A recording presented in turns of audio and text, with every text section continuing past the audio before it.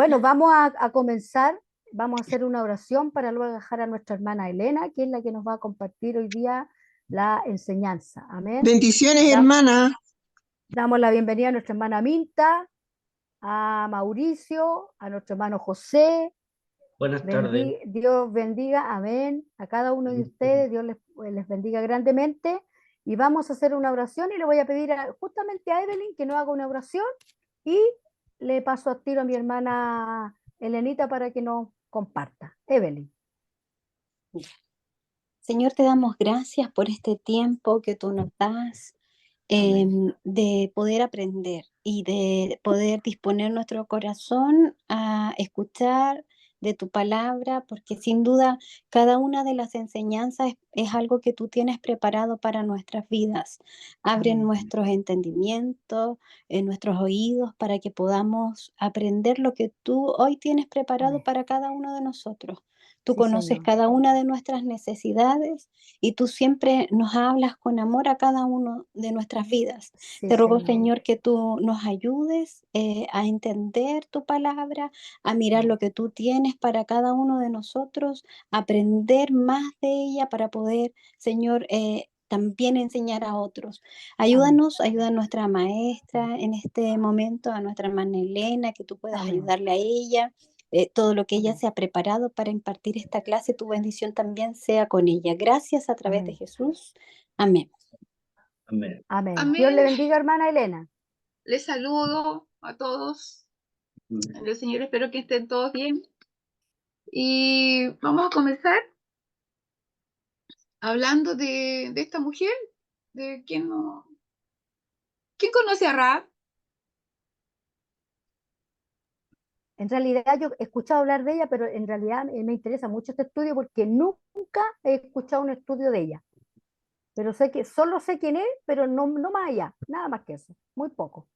Se Casi habla bien nada. poco, se habla bien poco de ella. Bien poco en la escritura de ella. Generalmente la conocemos a través de la genealogía de Jesús, cuando la vemos en el libro de Mateo, ¿cierto? Que empieza a nombrarla y vamos asociándolo ahí a su genealogía y vamos haciendo memoria y que más de alguno puede destacar su origen o su oficio, ¿cierto? Asociándolo al nombre. Rahab, su significado bíblico significa arrogante, colérico, belicoso, conflictivo. Me llamaba mucho la atención porque existen, bueno, diccionarios bíblicos, muchos, de la Jerusalén, la Jameson, Reina Valera del 1909, Reina Valera más adelante, qué sé yo. Entonces, no es que se vayan modernizando los significados, pero más de algunos hace como una interiorización más profunda al concepto y en algún momento era como encontrarle significado como tormentoso, como que era con un nombre muy denostado, muy estigmatizado. O sea, hablar de Rahab era hablar de alguien arrogante, muy iracundo, pendenciero. Ese nombre se atribuía. Entonces, en un significado más primitivo, dice que también se lo podría ejemplificar como un monstruo de los mares y que representaba las fuerzas del caos vencidas por Dios en la creación. Mire el nombre violento. Y eso, aquí yo voy a necesitar harto que juguemos con la Biblia. Ahí en Job, capítulo 9, verso 13. Salmo 89, verso 10. Es para entender que no son los que argumentan estos significados, no son puestos al azar, sino que tienen su justificación en la Biblia. Así que el que encontró Job capítulo 9, verso 13, nos comparte. Ya, yo la tengo. Ya, después Salmo 89, después Salmo 87, y después, para los que estamos, Isaías 37. Ahí vamos repartiéndolo ya. ¿Quién tiene Job 9:13? Yo. Dice, Sí.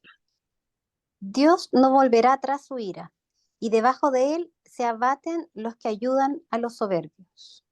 Eso. ¿Te das cuenta que en el llevarnos a entender este concepto son esas fuerzas que luchan entre sí para hacer rebelión en contra de Dios? Pero en vano luchan, así dice Dios, porque todas son sujetas, ¿cierto?, delante de él. Salmo 89:10. Amén. Dice, tú quebrantaste a Rahab como a herido de muerte. Con tu brazo poderoso esparciste a tus enemigos. Sí, bueno, Rahab cuando ella, bueno, vamos a ir viendo ahí que lo que se produce, cómo se hace significativo el nombre de Rahab para nosotros, para el pueblo de Israel, ¿cierto? En este encuentro que ella tiene con estos espías enviados por Josué, ¿verdad? Y ella entiende la poderosa mano de Dios a través de los testimonios oídos de lo que Dios había hecho con el pueblo de Israel, lo que había acontecido con el pueblo de Egipto, ¿cierto? Por resistirse a la orden de Jehová y todas las cosas que ellas fueron sucediendo. Entonces, esta es la experiencia que ella va entendiendo la gran significancia, porque aunque era después vamos a ir viendo el tipo de mujer que era, no estaba ajena a los acontecimientos de alrededor y las noticias que iban y llegaban también hasta Jericó. Entonces ella conocía la poderosa mano de Dios, que no había quien le resistiera, y entre ellos el poderoso Egipto también había sido sujeto delante de Dios. Entonces, por eso que dice que también es un nombre simbólico para referirse a Egipto. Salmo 87:4. ¿Quién lo lee?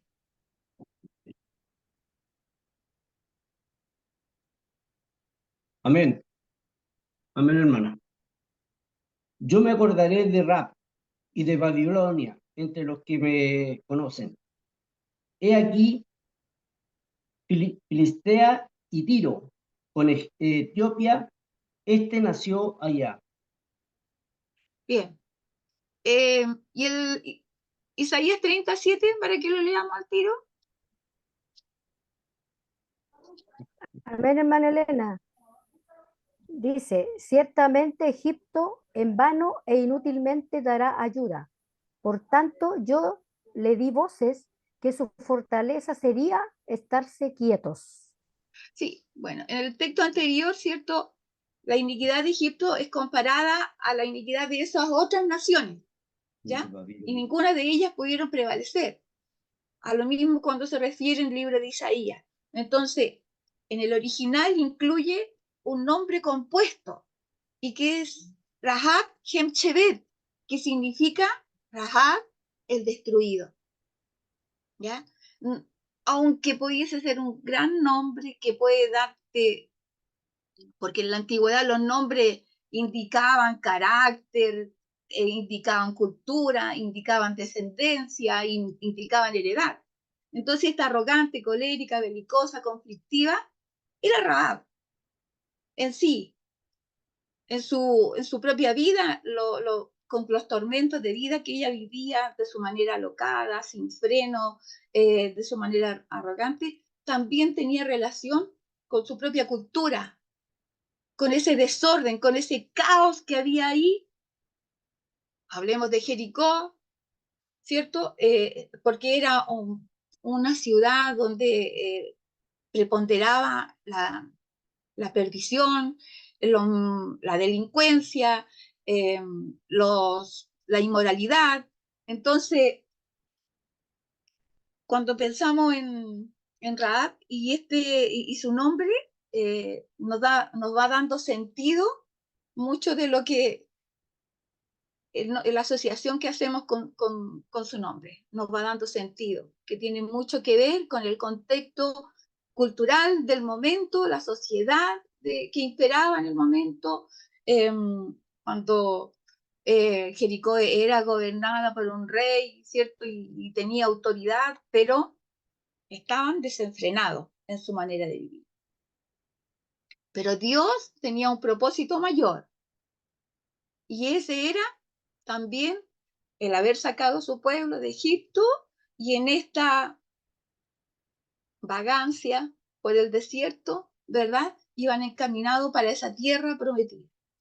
Pero el camino a la tierra prometida, que dicen que estaba como a 11, como y tantos kilómetros de sus narices, después de haber vagado 38, casi 40 años por el desierto, estaban a punto de conquistarlo. Pero para eso tenían que encontrarse con esta arrogante, colérica, belicosa, conflictiva, con esta Rahab Hemshebet, la Rahab, la destruida. Tenían que encontrarse primeramente con él. Cuando Rahab aparece en el relato bíblico, es una personalidad sin nada que destacar. O sea, hoy día los más moralistas o los más prejuiciosos dirían, no tenemos nada bueno que decir de esta señora. Así que podríamos pasar. Entonces, dice que en efecto es presentada como una ramera. Está en el libro de Josué, capítulo 2, verso 1, de ahí comienza el relato de Rahab en la historia. Pero si nosotros hubiésemos imaginado el gran giro que estaba preparado para esta mujer, porque no conocemos los propósitos que tiene Dios para con nuestra vida. De repente vamos por la vida, conociendo personas y decimos, pucha, si no cambia, va a terminar así. Y somos muchas veces lapidarios y decimos, con esa ya no hay nada que hacer, o con ese no tiene remedio, ¿ya? Pero para Dios no hay nada imposible. Y todos tenemos un propósito en la vida. Entonces, si hubiésemos conocido, ¿cierto?, el gran giro de la vida, la habría descrito de inmediato como alguien sin ninguna esperanza, ¿verdad? Como los que hoy día nosotros conversamos con personas que no tienen esperanza. Dice, oye, pero si tú conocieras al Señor, serías mucho mejor de lo que eres. No, yo estoy conforme como soy. Total, de esta vida no hay otra, en esta vida hay que vivirla, hay que gozarla. Como dicen por ahí, hay que reír. Pero, porque después de esta vida no hay otra, ¿verdad? ¿Cierto? Y lo vivido y lo tomado y todo lo demás, que dicen mucho, hermano. Si nosotros dice, no es un lenguaje entre nosotros, pero el común de las personas, los que no tienen a Dios, viven de esa manera, sin esperanza en lo que vendrá, porque de esta para ellos no hay otra. Pero Dios siempre tiene propósito para con nosotros, hasta con lo que uno considera que no tiene esperanza. Entonces era una mujer, mire, así lo describe, una mujer sin moral, que vivía en una cultura pagana, se dedicaba en forma fanática a todo lo que Dios odia, todo lo que era contrario a Dios. Ella levantar altares. Rahab tenía a la entrada de su posada, tenía altares a todos esos dioses, al de la lluvia, al del sol, a todo lo que le convenía. Vivía con, imagínense que pensar solamente, Jericó estaba situada, estaba situada estratégicamente, donde estaba como en un llano, y dice que alrededor de ella había 2 montañas. Entonces era muy fácil llegar a ella. Entonces había muchas era muy visitada. Había lugares donde había un puerto donde se podía hacer negocio. Entonces, después de hacer negocio, los hombres se iban a disfrutar la vida. Cuando hablo de hombres, estoy hablando genéricamente, nadie se nos ofenda, por favor, ¿ya? Porque de hombres y mujeres también hay de los que se ríen mucho y viven la vida loca. Pero sin olvidar que Dios tiene propósito para con su humanidad, con su creación, ¿verdad? Entonces, en aquellos tiempos dice que la cultura misma estaba al borde del juicio. ¿Cuál era el juicio? Que Dios iba a raer de la faz de la tierra, que los hombres, que el pueblo de Dios tenía que ir y posicionarse y destruir todo lo que estaba, que no debían dejar nada. Esa era la indicación de Dios, ¿verdad? Que no tenían que mezclarse con nada que no fuera. Entonces, para eso tenían que ser hombres con convicción, con fuerza, preparados. No entraría ninguno que dudara. Y la escritura dice que solo 2 de los que comenzaron ese camino, ¿cierto? Solo 2 entraron. Porque ni el que fue llamado, ni el que vio la zarza ardiente, entró. ¿Ya? Pero entonces había que ser con convicción. Y de eso vale decir que Jericó, los pueblos vecinos, las naciones vecinas, los reyes vecinos, sí tenían conocimiento, sí sabían lo que había ocurrido en Egipto, cómo Dios había abierto el Mar Rojo, cómo el pueblo de Israel había pasado en seco, ¿verdad?, hacia el otro lado. Pero dice que la cultura misma estaba al borde del juicio. Su largo descenso en el abismo de la corrupción moral y espiritual había sido tan intencional y ahora era irreversible. No había marcha atrás, no había forma. Solamente tenía que venir un actuar divino. Nada más para eso. Es como en los tiempos que vivimos. Nosotros decimos solamente la mano de Dios puede hoy día, porque no puede la justicia, no pueden las normas de seguridad, no puede. El hombre hoy día está viendo que no puede, no tiene las condiciones. Entonces, ¿hasta dónde sabemos? Rahab había sido una participante voluntaria en el libertinaje típico de su civilización. Se había beneficiado personalmente con el mal que impregnaba a toda esa sociedad. Bueno, la historia dice que ella tenía una posada y esta posada estaba situada en el mejor lugar que tenía Jericó.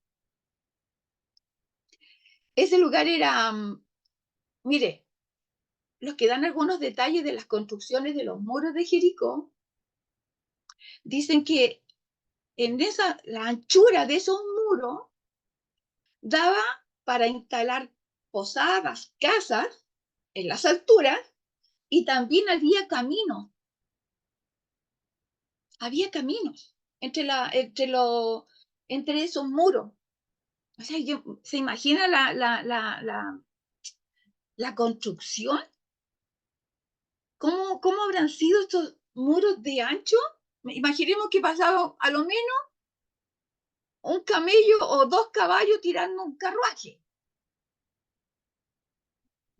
Camellos, que eran los medios de transporte. Y era una posada, no un lugar de una casita pequeña. Dicen que era un lugar donde había licor, fiestas y atención de todo tipo. Y diversión de todo tipo. Así lo señalaba. Entonces, cuando pensamos en ese contexto, dice, wow, no difiere mucho de los tiempos en que vivimos. Bueno, hasta donde existe registro de su vida, no se señala en absoluto cualidades sobre su vida que ameriten un trato distinto. O decía, la sociedad, o socialmente podríamos mirarlo de manera despectiva, a pesar que nadie merece ser mirada despectivamente, pero sí consideraríamos de ella, que no tiene ningún atributo moral por cual nosotros pudiésemos destacarla en medio de la sociedad. sino que al contrario, tendríamos que asociarla a todo lo denigrante de esta sociedad. Entonces, entonces dice que tiene que haber estado en el mismísimo sótano de la jerarquía moral en una cultura gentil. Mire la bajeza, en el sótano moral. O sea, si estaban en la inmoralidad, incluso mucho más abajo podían haber estado. Y dice que era tan absolutamente degenerada y tan excesivamente pagana como cualquiera de la historia del mundo. Era una propagandista de la baja moral, que vivía del insaciable apetito. Pues aquí ustedes, no sé cómo aquí se mueve la figura, pero que fui para otro lado. Entonces, era una propagandista. Es difícil imaginar una candidata menos digna de merecer el honor de la ofrenda divina. En Hebreo 11:31, sin embargo, donde se le identifica como la ramera Rahab, es especialmente destacado su nombre por la grandeza de su fe. Qué contradicción, ¿cierto? ¿Puedo moverlo a ustedes y yo? Claro. E incluso en Mateo 1 aparece en la genealogía, dice, y es extraordinario. En el caso de Rahab, esa palabra no es más que hoy día un eufemismo. El trasfondo histórico. Vamos a ver que Rahab vivió en Jericó en la época de Josué. Su casa no estaba en ningún callejón, como podíamos pensar que podía estar una casa de ese tipo en algún callejón oscuro del pueblo, sino justo sobre la muralla. Dice, bueno, la pared debe haber sido lo suficientemente espaciosa como para poner sobre ella construcciones, un sendero o una calle. Casi con seguridad esta era una ubicación en la zona comercial más cara de ese pueblo. Así que podíamos estar hablando de una mujer absolutamente pudiente. Es justo asumir entonces que Rahab disfrutaba de éxito financiero excepcional gracias al comercio que practicaba. Lamentablemente, su comercio era, ¿verdad?, la prostitución. Jericó era parte del reino amorreo y lo señala como grotescamente violento, depravado y pagano. Tanto que Dios mismo lo condenó y ordenó a los israelitas que lo borraran de las faz de la tierra. Ya les comentaba eso, ¿cierto? A decir verdad, desde hacía largo tiempo, por lo menos desde la época de Abraham, que ya Dios estaba determinando que ese pueblo tenía que ser exterminado, porque trae a Abraham del Ur de los Caldeos, que también era una nación pagana, ¿verdad? E idólatra, también tenía sus objeciones sociales al mirar el origen de Abraham, pero Dios lo llama a él con una determinación, ¿verdad? Determinadamente, con un objetivo, es decir, hay un propósito, ¿ya? Por lo tanto, dice que Dios concede esas tierras desde el libro de Deuteronomio, ¿cierto? Ya venía hablando Dios acerca de esta heredad. Esto está ahí en Deuteronomio 18, 12, en Primera de Reyes 21, 26. El Señor había prometido a Abraham que su descendencia empezarían a poseer esa región, tan pronto se eliminara por completo la perversidad de los amorreos. Génesis 15, 16. Ese tiempo había llegado ahora, porque los tiempos de Dios siempre se cumplen. Siempre se cumplen los tiempos de Dios. Entonces, este pueblo malvado ya había llegado al límite de la inmoralidad. Rahab, por lo tanto, representaba el colmo de la vileza y tenía relación con la cultura amorrea, a un punto en que colectivamente habían llenado la medida de la perversidad humana hasta sus mismos bordes. Pero la gracia divina habla de que la salvó y la liberó de todo eso, arrancándola, ¿verdad? Dice el escritor, como una rama del fuego, como haber sacado a Daniel mismo, ¿cierto?, de las fosas de los leones, ¿verdad? Bueno, hay un acto poderoso también en la vida de esta mujer. Entonces, este es el escenario histórico para la vida y para la historia de Rahab, porque todos nosotros tenemos un escenario histórico, tenemos un contexto histórico en la sociedad en que nos movemos. Yo nací en el 60 y ahí no me lo voy a dejar, no, nací en el 63.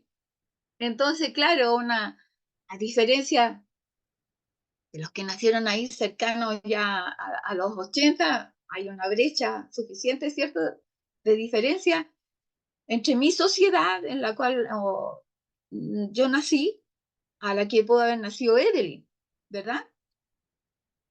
Entonces hay una brecha distante. Y entonces, social y culturalmente, hay una diferencia. Nacimos en tiempos diferentes. Bueno, Rahab también tenía este contexto histórico y lamentablemente es así. Cuando la vemos su historia, vemos eso: depravación, paganismo, ¿verdad? Actos groseros. Pero el contexto histórico para la historia de Rahab era este: Moisés había muerto, ¿ya? Josué había pasado a suceder a Moisés. La generación de israelitas que había salido de Egipto también había muerto. Más de 1 millón de israelitas habían dejado Egipto bajo el liderazgo de Moisés.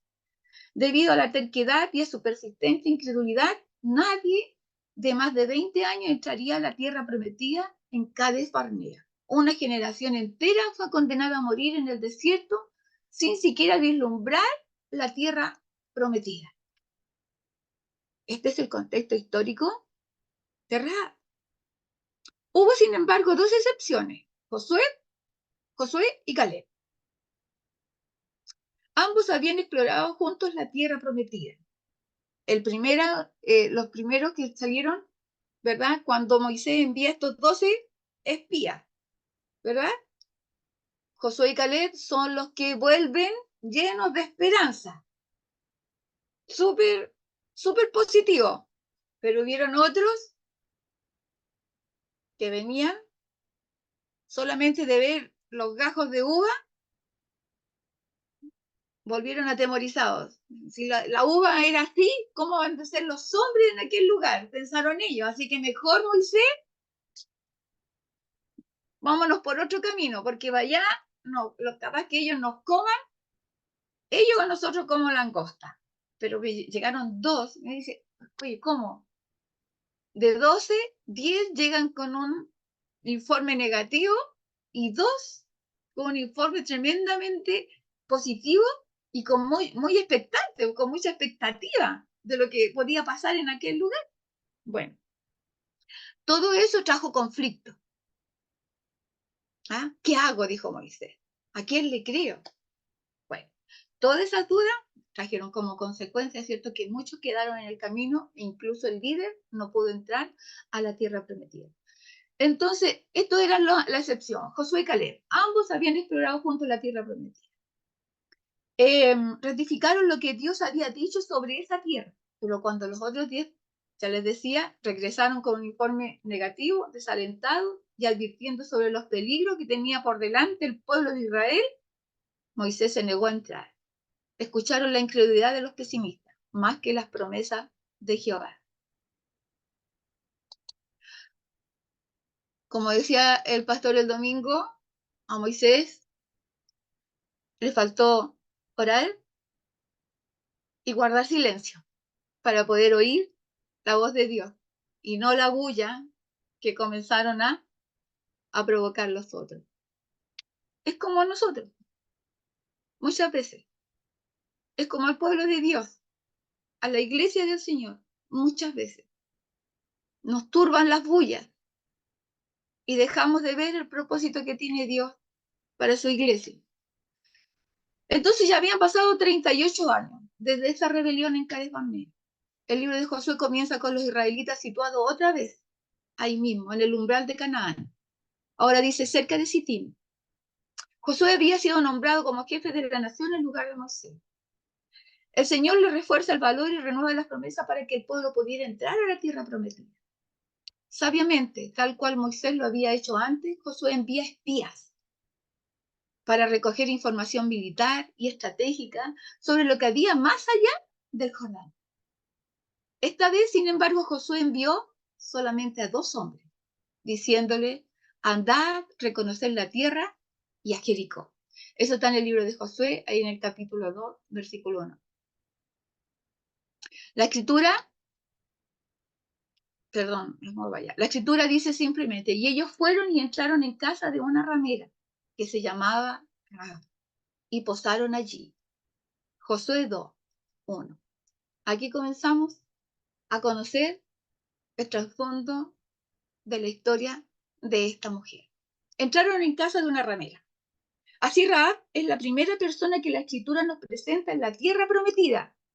Miren, por la providencia generosa de Dios, ella sería uno de los ejes del triunfo militar de Israel. Toda su vida, su carrera y su futuro cambiarían por un encuentro con los espías.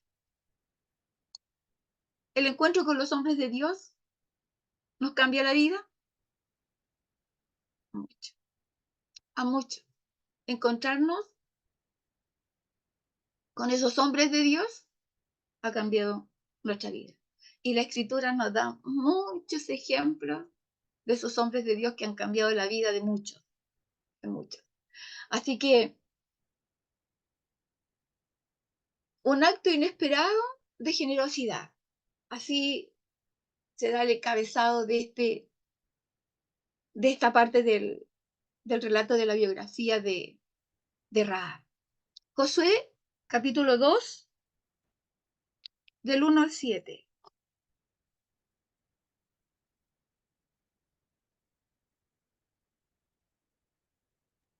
¿Lo leo, hermana Elena? ¿Ya?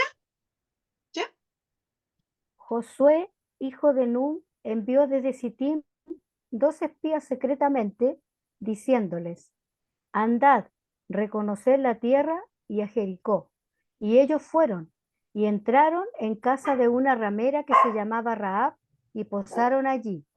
Y fue dado aviso al rey de Jericó, diciendo: he aquí que hombres de los hijos de Israel han venido aquí esta noche para espiar la tierra. Entonces el rey de Jericó envió a decir a Rahab: saca a los hombres que han venido a ti y han entrado a tu casa, porque han venido para espiar toda la tierra. Pero la mujer había tomado a los 2 hombres y los había escondido. Y dijo: es verdad que unos hombres vinieron a mí, pero no supe de dónde eran.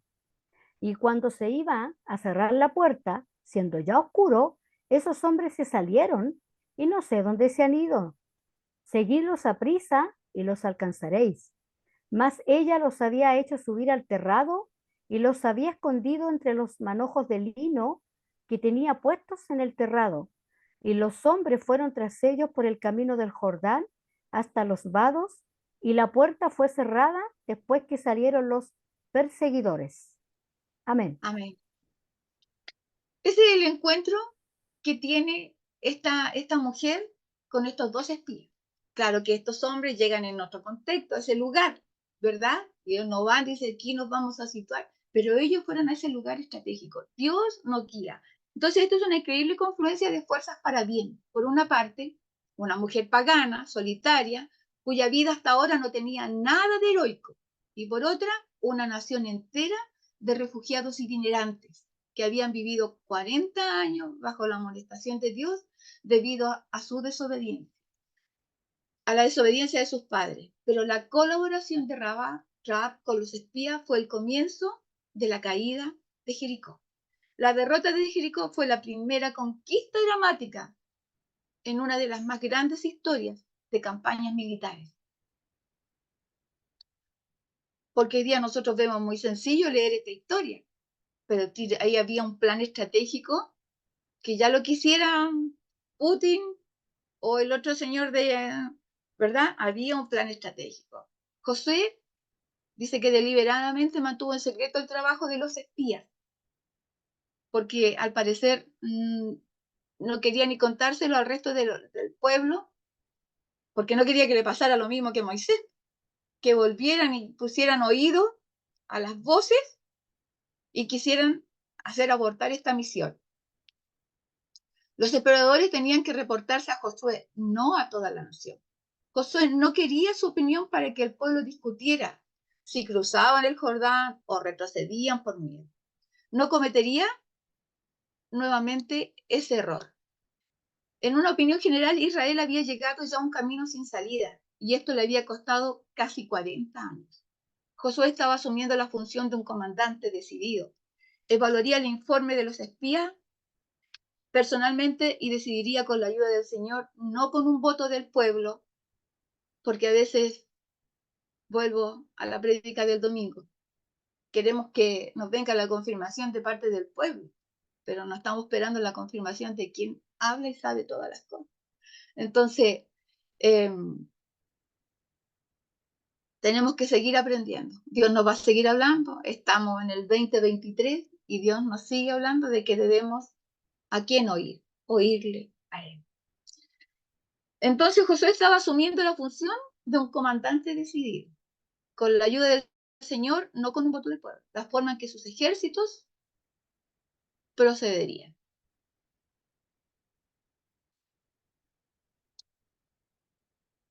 Su búsqueda lo condujo a Rahab, una ramera, que era lo suficientemente próspera como para tener una casa en un sitio privilegiado sobre los montes. Tanto ella como su casa probablemente eran muy conocidas en Jericó.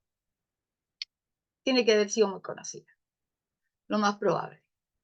Había aquí una situación ideal para los espías. Es muy probable que le abriera la puerta sin preguntar quién era, porque había mucha gente, había mucho comercio, entonces entraban y salían. Dicen que los israelitas eran reconocidos por sus túnicas, su manera de vestir. Así que eso era algo que lo podía delatar. No iban a pasar desapercibidos. Es muy probable que les abriera la puerta sin preguntar quiénes eran. ¿Por qué? Porque eran, seguramente ella pensó, son otros clientes adelante. En su negocio era esencial la confidencialidad. Entonces no se pedía nombre, no le pedían el carnet, nada. Así que pásenos. Debe haberle dado la bienvenida e invitado a entrar rápidamente, tal como lo hacían con todos sus clientes. Por cierto, los israelitas espías, aclara ahí el escritor, dicen, porque también lo dice la escritura, ellos no sacaron ventaja de estos propósitos inmorales, porque podían haber tenido la oportunidad, ¿verdad? Pero la escritura dice que esto mismo pudo haber provocado en Rahab esta confianza, ¿ya? Esta actitud que no lo miró con indiferencia, pudo haber también gatillado en ella esta puesta de atención, ¿ya? Porque ella logra darse cuenta y dice que obviamente ahí estos hombres eran diferentes a los hombres con quien comúnmente ellos trataban. Eran serios, estaban sobrios, no tenían una actitud atemorizante y presumiendo que la trataron con mucha dignidad y respeto mientras hacían un reconocimiento cuidadoso. Se estaban observando, ellos necesitaban conocer el terreno, conocer tal vez la anchura, porque recuerden que tenía un plan estratégico. Esta ida de estos espías a ese lugar era reconocer el terreno. Era reconocer el terreno, porque después vendría, ya usted sabe, el tiempo en que tendrían que dar muchas vueltas alrededor de eso. Pero todavía Dios no le había contado esa parte del plan a estos hombres, sino que lo había puesto en su corazón que tenían que ir para reconocer aquel lugar. Así que ellos continuaron ahí observando. Josué deliberadamente, me devuelvo. La casa de Rahab era perfecta para sus propósitos, porque estaba situada en el mejor lugar de Jericó. El puesto permitía mirar de cerca la muralla, que era la defensa principal de la ciudad. La ubicación también hacía posible una rápida huida. si era necesario. Las paredes de las ciudades eran diseñadas para alejar a los intrusos, pero una persona sobre la pared con una larga soga podía salir fácilmente. Dice que por la providencia suprema de Dios, todo Hermana lo que ellos Paulita, necesitaban. hermana Paulita, apague su micrófono. Ana Paula, Ay, perdón. apague su micrófono, hermana Pau. Gracias. Ya, hermana Elena. Gracias. Todo lo que ellos necesitaban estaba allí. También por los designios soberanos de Dios, el corazón de Rahab estaba listo para creer en Jehová, porque Dios va preparando todas las cosas. Todas las cosas. Dice que Rahab ayuda a los espías ocultándolo en su posada y negándoles a los guardias del rey su presencia. Fíjese que de alguna manera Rahab accede a dar alojamientos a esto porque, como les decía anteriormente, ellos, Jericó, esta nación, sí tenía conocimiento de lo que había acontecido en Egipto. Sí sabían de lo que Dios había hecho, cómo se había enfrentado a Faraón, todo lo que había ocurrido ahí, cómo había sacado al pueblo de Israel, cómo lo había llevado en la huida, había abierto el Mar Rojo. Entonces, estos hombres, y no solamente Rahab tenía conocimiento de eso, estos hombres sabían que ellos podían estarse enfrentando a una nación poderosa, muy poderosa, pero Rahab rescata en ello de que el Dios que estos hombres estaban sirviendo, estos dos espías, estos hombres de Dios, era un Dios que ya se hacía notar, que sin duda tenía poder. Las acciones de Rahab para proteger a los espías envolvían una mentira. Y esto me llamó mucho la atención cuando yo leía esto, porque eh, Dios no miente. Y la mentira no es agradable delante de los ojos de Dios. Y dice que esta mentira, dice, podía haber sido justificada, tenía justificación al elogiarla por su fe. La escritura también excusa sus métodos. Personas correctas han argumentado sobre esa pregunta desde los comienzos de la historia rabínica. Enfrentémoslos, dice. No es una pregunta fácil. La escritura dice, los labios mentirosos son abominación a Jehová, pero los que hacen verdad son su contentamiento. Entonces, esto ha sido un tema de discusión, porque ya tenía mala fama Rahab, que era grosera, pagana, y además, luego de esto, aparece como mentirosa, ¿verdad? Porque ella dice una mentira, porque cuando llegan los hombres del rey, dice el texto bíblico, a preguntar, dice, ella niega, es decir, miente. Pero lo que hacen de verdad son los que hacen verdad son su contentamiento. Proverbio 1, 2, 20. Proverbio 1, del 2 al 22. Dios mismo no puede mentir. Tito 1, 2. En Números 23, del 1 al 9, primeras. Y por lo tanto, Él no puede condonar o autorizar una mentira. Entonces, algunos han tratado de argumentar que debido a las circunstancias, ¿cierto? Esto no fue técnicamente una mentira. Si ya estábamos hablando de estrategia militar, esta era otra parte de la estrategia militar. Ahora, no deja de ser mentira, pero que fue usada para cubrir a estos hombres de Dios que habían venido a investigar. Nótese que la fe de Rahab, porque ella dice que tuvo miedo, estuvo acompañado por el temor, y no hay nada malo en eso. Sin duda, el principio de la sabiduría nos dice que es el temor de Jehová. Ahí en el Salmo 111, 10. En el caso de Rahab, el temor fue en parte lo que motivó su fe. De saber que se podía enfrentar al Dios de estos hombres, ese mismo Dios que ya le he dicho, se enfrentó al faraón, sacó a su pueblo, lo trajo, abrió el mar, lo trajo por el desierto y ha hecho juicio con ellos, ¿verdad? Entonces el suyo era un tipo de temor sano, reverente, se había convencido de que Jehová era el verdadero Dios.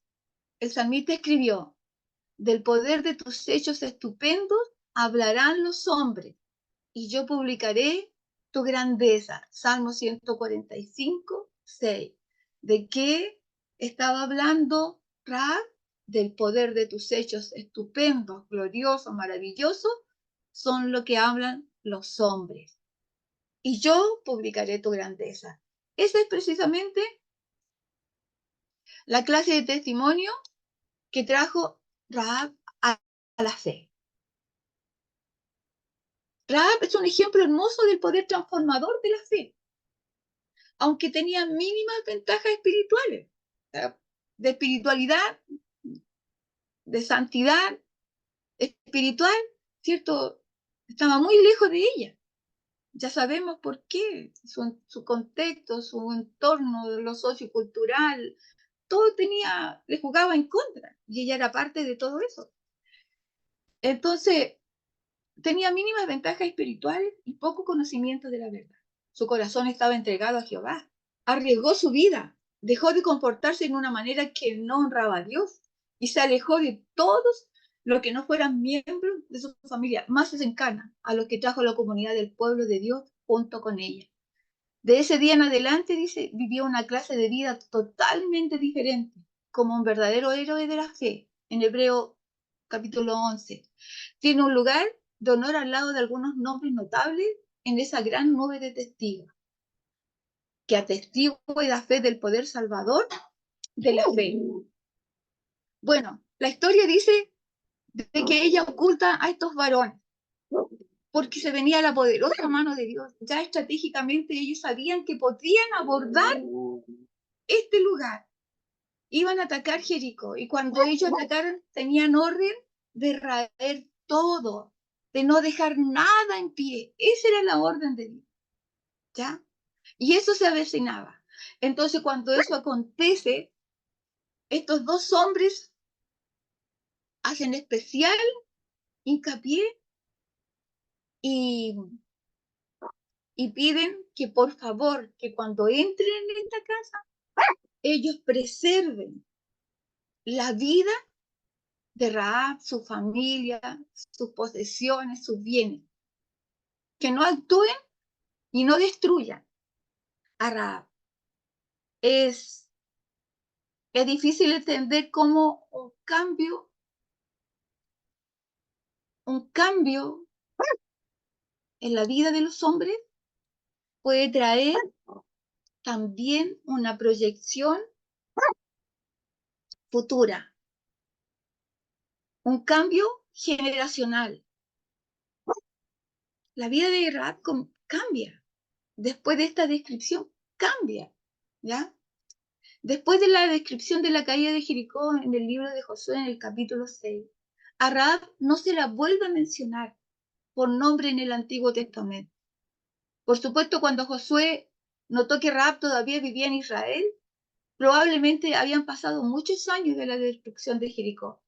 Al parecer ella vivió su vida en silenciosa dignidad y gracia en medio del pueblo de Dios, porque no quedó en Jericó, quedó ahí en medio del pueblo de Dios. Al parecer ella vivió su vida en silenciosa dignidad. Había cambiado completamente de la clase de mujer que había sido una vez. Fue, y todavía lo es, un símbolo viviente del efecto transformador de la fe que salva. Ese es el mensaje principal de su vida. Si de algo podemos hablar de Rahab, ya dejar de estigmatizarla como una mujer de mal proceder, de mal vivir, sino que comenzar a mirarla como el instrumento divino, ahí en medio de esa sociedad pagana, sin esperanza. Dios como dice la Escritura, usa lo vil y despreciado.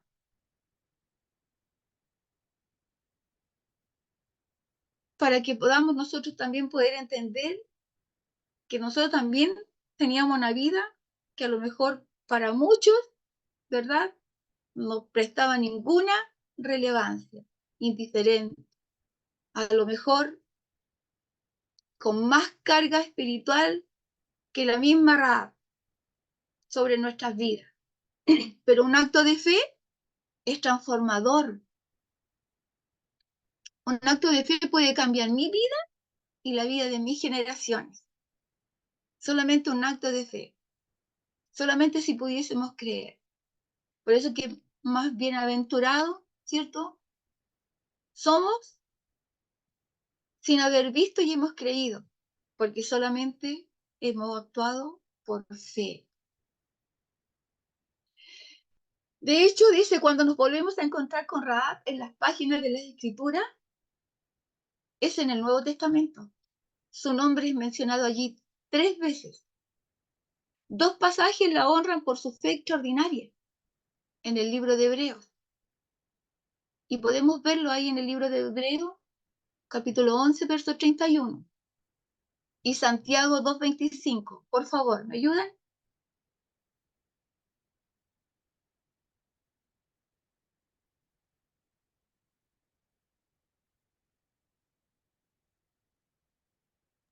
Amén, hermana Elena. Ya, me lee 11, 11:31. Por la fe, Rahab, la ramera, no pereció juntamente con los desobedientes, habiendo recibido a los espías en paz. Y Santiago 2:25.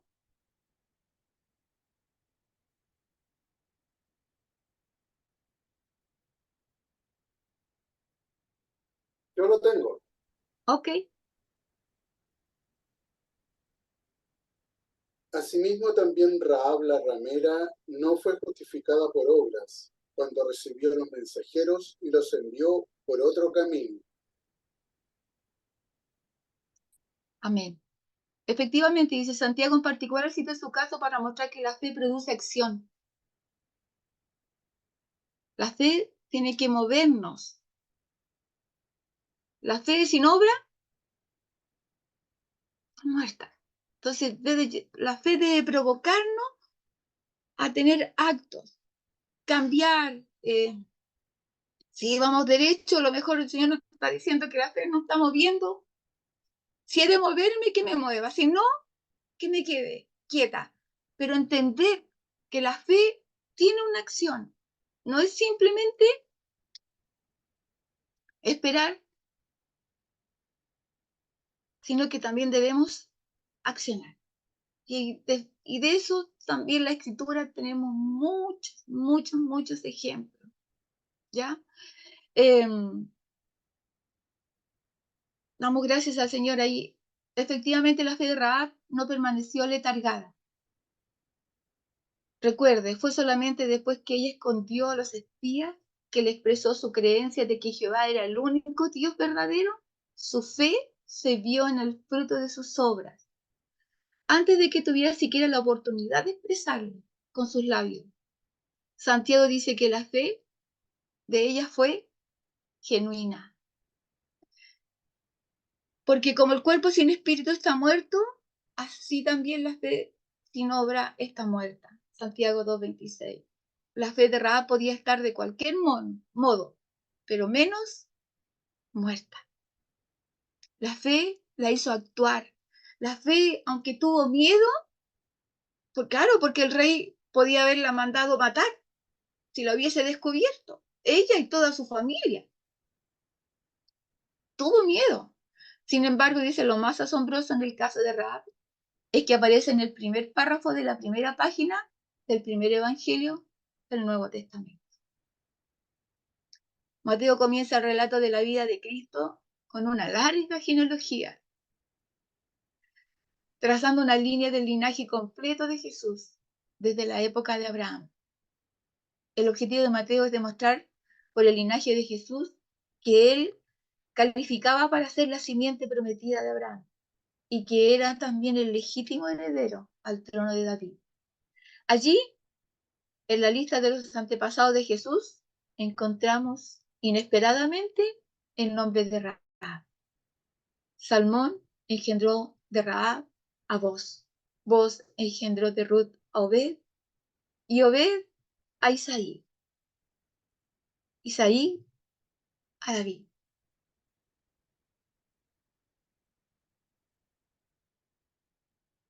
Dios tiene propósitos para nuestras vidas. Espero que la vida de Rahab, ya no quiero llamarla nunca más la ramera, la mujer de propósito.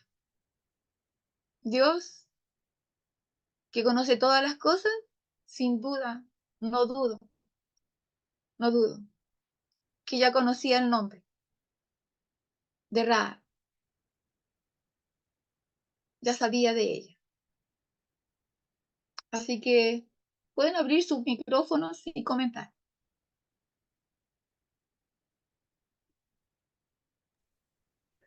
Muy buena clase, hermana Elena. No había nunca escuchado un estudio de rap.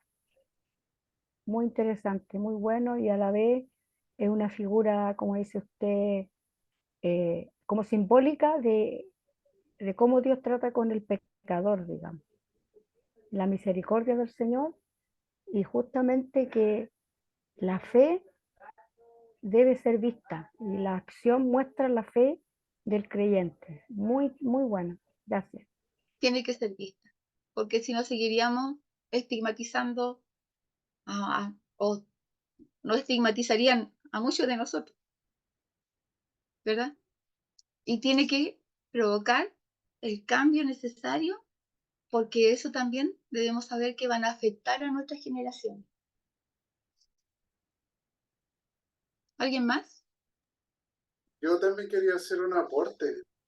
Bien, Sabe que a mí, hermana Elena, se me viene a la memoria, pero situándome en el Nuevo Testamento, se me viene a la memoria la mujer samaritana, porque la mujer samaritana también era una mujer que, bueno, Jesús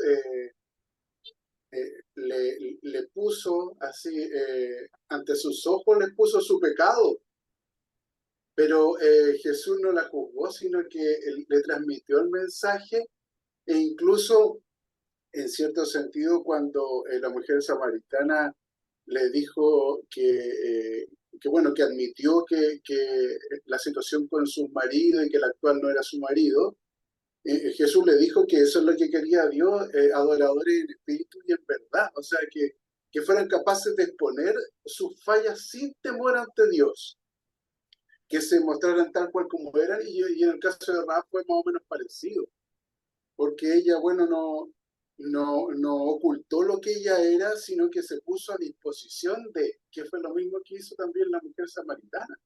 Entonces yo creo que los propósitos de Dios siempre son mucho más altos que los nuestros, y Él en medio de nuestro pecado, en medio de nuestra falla, Él hace uso de eso con un propósito mayor. La semana pasada cuando hablábamos de Sansón y uno miraba la visión de Sansón como alguien que era también pecador, que le falló a Dios, yo leí un versículo justamente en donde daba cuenta que Dios hizo todo eso, promovió todo eso justamente para que él se metiera con los filisteos, pero a nuestros ojos a lo mejor no estaba bien lo que estaba haciendo porque estaba dando incumplimiento a la ley de Moisés. Entonces, bueno, siempre Dios tiene un propósito mayor que a veces nosotros logramos descubrir, yo creo, no parcialmente. alcanzamos a entender. Y en el caso de Rahab yo creo que fue exactamente lo mismo. Porque para estar en la línea genealógica de Jesús es un gran honor, y esta mujer está ahí. Sí, sin duda, sin duda. Sí, sí. Cuando entendemos que la orden era destruir todo, yo cuando pensé en Daniel, es como Daniel en el foso de los leones, Daniel en el horno, pero Rahab y todo lo suyo, dice, literalmente son sacados de ahí del pozo de los leones, del horno de fuego, son sacados y llevados para luego cohabitar con este pueblo que se instala allí en la tierra prometida, donde dice la Escritura, comenzaría no a vivir de la abundancia que le daba sus malos negocios, sino que de la tierra donde fluía leche y miel. Y eso era paz, gozo, benignidad, es decir, del fruto del Espíritu, de vivir en comunidad. En fin, su vida cambió. Y eso lo hizo notorio su silencio. Ya no era la colérica, ¿verdad? La gruñona, la peleadora, pendenciera, la tormentosa. Ya no fue esa. Porque cuando Dios cambia, cambia. He aquí, las cosas viejas pasaron y son hechas nuevas. Todas son hechas.